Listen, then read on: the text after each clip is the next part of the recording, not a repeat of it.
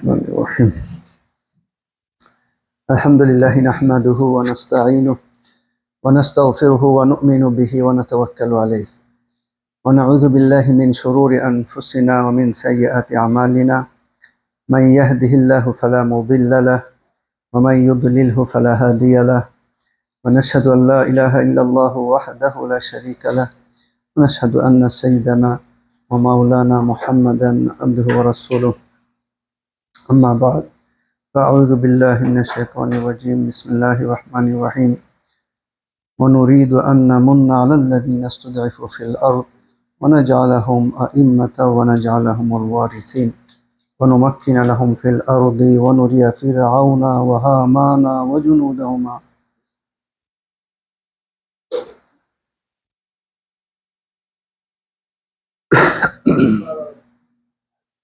منهم ما كانوا يحذرون. This is the ni'mah of Allah subhanahu wa ta'ala, and we cannot count the bounties of Allah that we are enjoying. And there are some specific time people remember the ni'mah they are enjoying. And this is what nowadays going on for July. And this is the most celebrated occasion of the country. Allah subhanahu wa ta'ala has given human life as free, but the same human made them and put them in slavery with their power, with their zulm and oppression.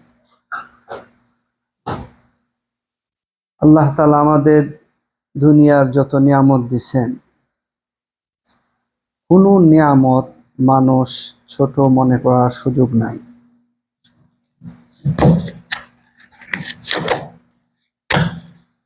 সব নিয়ামত তার অবস্থানে খুবই গুরুত্বপূর্ণ। মানুষকে আল্লাহ তাআলা একটা স্বাধীন মখলুক হিসাবে দুনিয়াতে পাঠাইছেন, কিন্তু মানুষ তার শক্তি, তার জোর এবং ক্ষমতার বলে অনেক সময় এই স্বাধীন মানুষকে পরাধীন বানিয়ে দেয়। So in the human history, most of the time is seen powerful nation, they oppress the weaker one. And Allah subhanahu wa ta'ala has mentioned the nation of Musa alayhi salam, how they had been oppressed by Fir'aun and his own people. وَإِذْ قَالَ مُوسَى لِقَوْمِهِ اذْكُرُوا نِعْمَةَ اللَّهِ عَلَيْكُمْ إِذْ جَعَلَ فِيكُمْ أَنْبِيَاءَ وَجَعَلَكُمْ مُلُوكًا وَآتَاكُمْ مَا لَمْ يَأْتِ أَحَدٍ مِنَ الْعَالَمِينَ. Allah subhanahu wa ta'ala mentioned Musa alayhi salam that the nation he has been sent or oppressed. And when they had been given the power, they had been given the freedom, then in Quran Allah mentioned that you remember the state situation the people of Musa face. So now you are bound to do the shukriya of the freedom you are enjoying. إِذْ جَعَلَ فِيكُمْ أَنْبِيَاءَ وَجَعَلَكُمْ مُلُوكًا. Allah sent Anbiya among you. Allah subhanahu wa ta'ala gave you the kingdom. Allah subhanahu wa ta'ala gave you what he didn't give to others.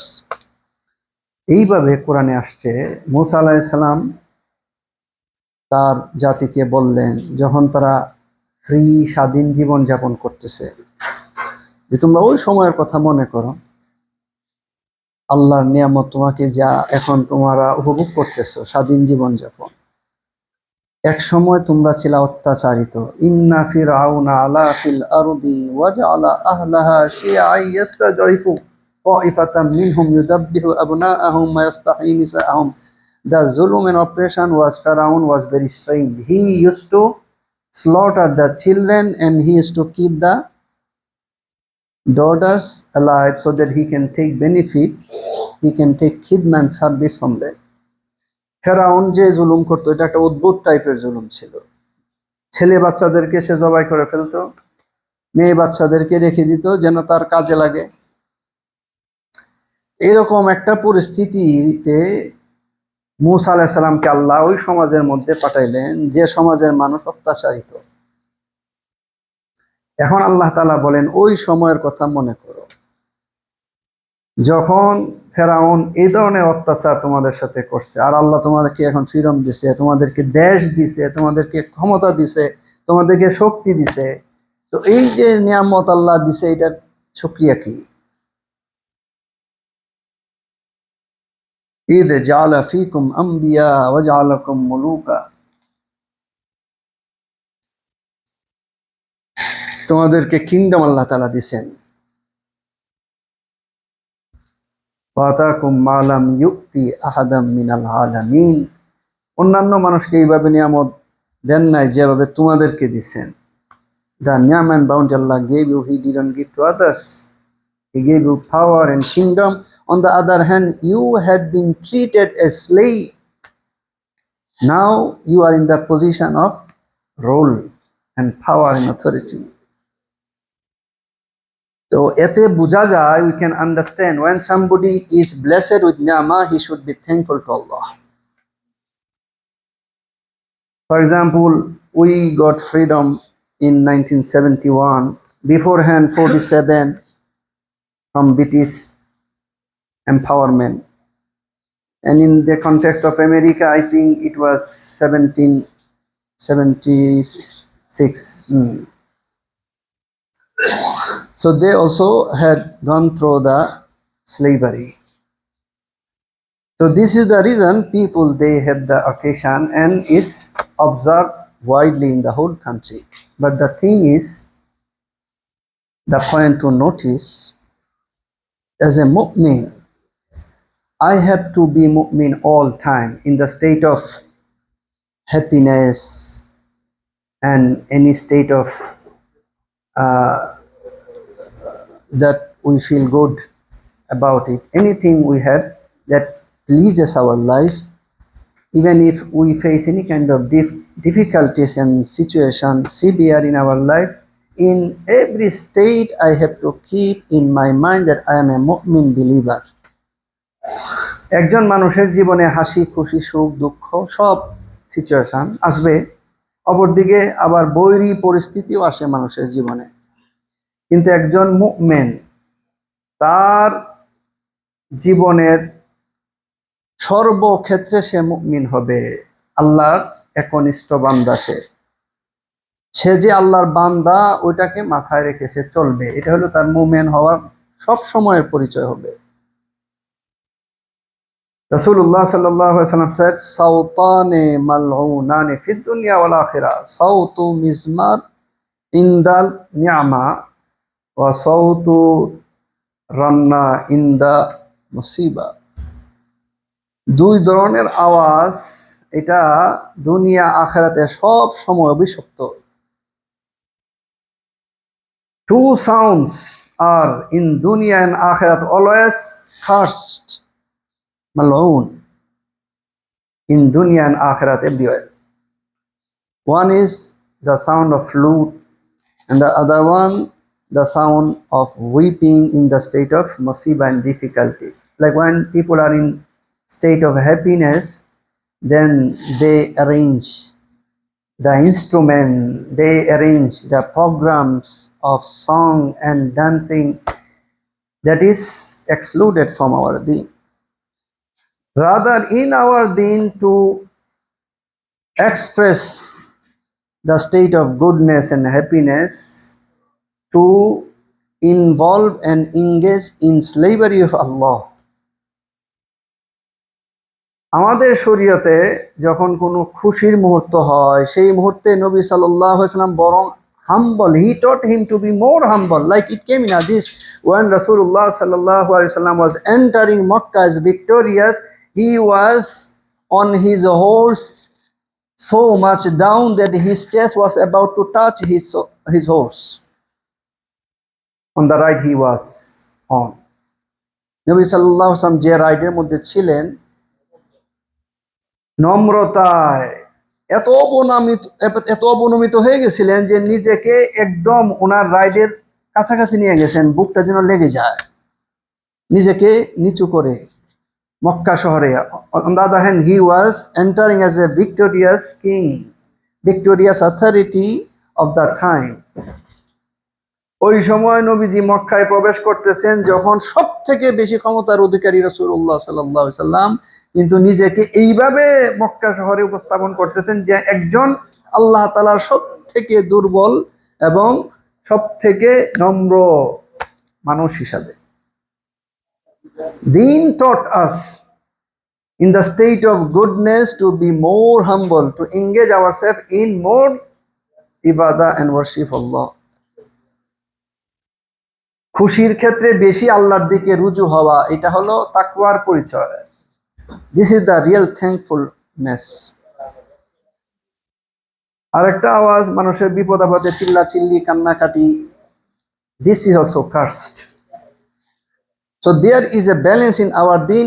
In every state, a Muslim, he will not forget his identity as the slave of Allah. একজন মুমিন সর্বাবস্থায় সুখ দুঃখ বিপদ আপদ ভালো অবস্থা, আজকে ভালো কালকে বিপদ, সব অবস্থায় সে মনে রাখবে যে আমার রব আমাকে দেখতেছে, আমার প্রত্যেকটা কাজ নোটিস হইতেছে, লক্ষ্য করা হইতেছে। হাম্বল হওয়া, like Rasulullah sallallahu alaihi wasallam went to Medina and found out the people they have occasions to observe. Nabi sallallahu alaihi wasallam then ordered to observe the Eid in the form of ibadah. মদিনায় গিয়ে নবীজি দেখলেন যে মানুষ বিভিন্ন রকমের অনুষ্ঠান আর occasion উদযাপন করে, তো রাসূলুল্লাহ সাল্লাল্লাহু আলাইহি ওয়াসাল্লাম মুসলমানদেরকে শিখাইছেন, তোমরা এই সময় নরম থাকো, আল্লাহর দিকে ধাবিত করো নিজেকে। খুশির সময় আল্লাহ তোমাকে নিয়ামত দিছে, এই খুশি প্রকাশ করো, আল্লাহর কাছে দাঁড়াও, আল্লাহর সামনে নিজেকে অবনত করো। আমাদের কি হয় খুশির সময়? We just start doing something that rather destroys the peace of the society. People are in threat. এরকম প্রোগ্রাম আয়োজন করা হয় যা মানুষের জান নিয়ে যাওয়া, ওয়ালা তুলকু বিআইদিকুম ইলা তাহলাকা। Quran prohibits to do anything that can cause any form of harm to you. সামান্য ক্ষতি হইতে পারে, এ ধরনের কোনো কাজ মুসলমানের জন্য হারাম, প্রহিবিটেড। আপনারা জানেন কি হয়, কত অ্যাক্সিডেন্ট হইতেছে সামান্য উদযাপনের। But there is nothing wrong to express your happiness of the ni'ma you are blessed with.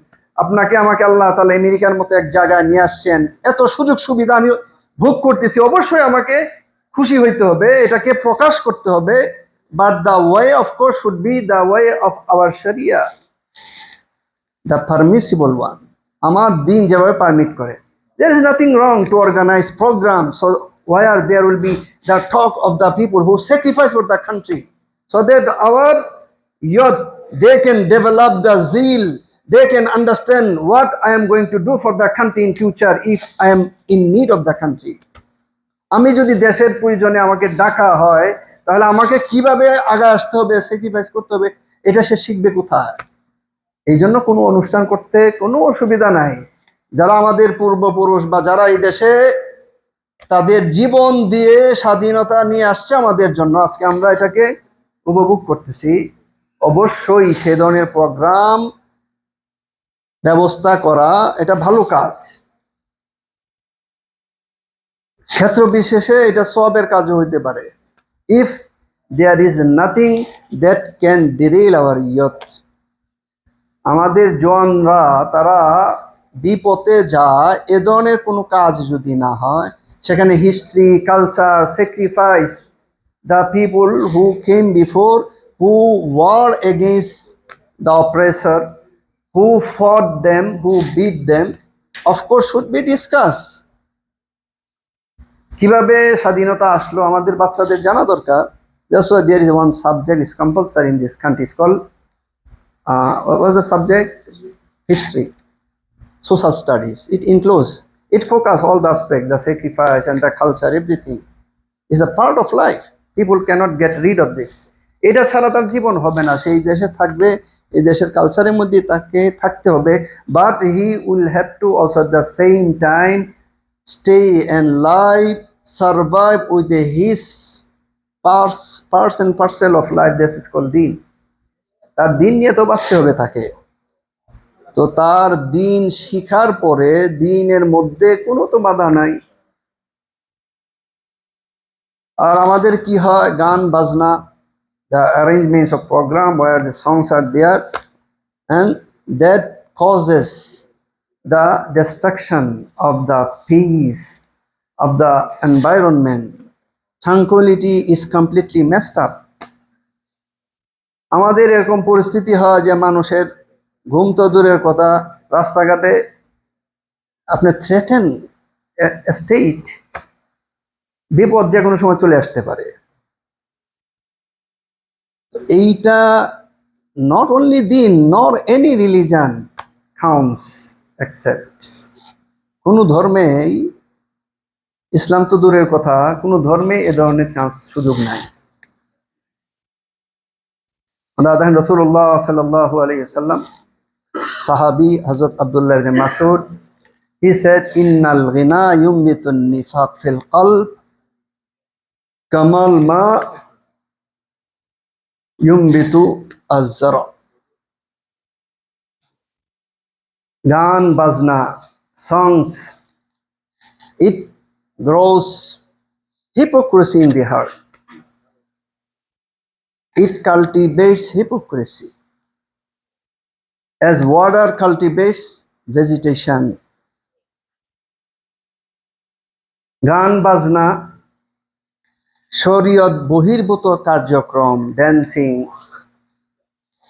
বেপর্দা হওয়া, এই সমস্ত কাজের দ্বারা মানুষের দিলের মধ্যে মুনাফিকি তৈরি হয়, হিপোক্রেসি তৈরি হয়। What is the meaning of hypocrisy? To grow in the heart. He will not enjoy the ibadah. He will not feel comfortable with the environment of goodness, with the people of piety. He will not feel encouraged to attend the program where the name of Allah, the zikr, the environment of piety is arranged. যেখানে দিন আলোচিত হবে, দিন শিখা যাবে, জিকির হবে, ইবাদত বন্দেগীর সুযোগ হবে, এ ধরনের কাজ তার ভালো লাগবে না। So why we don't enjoy our ibadah?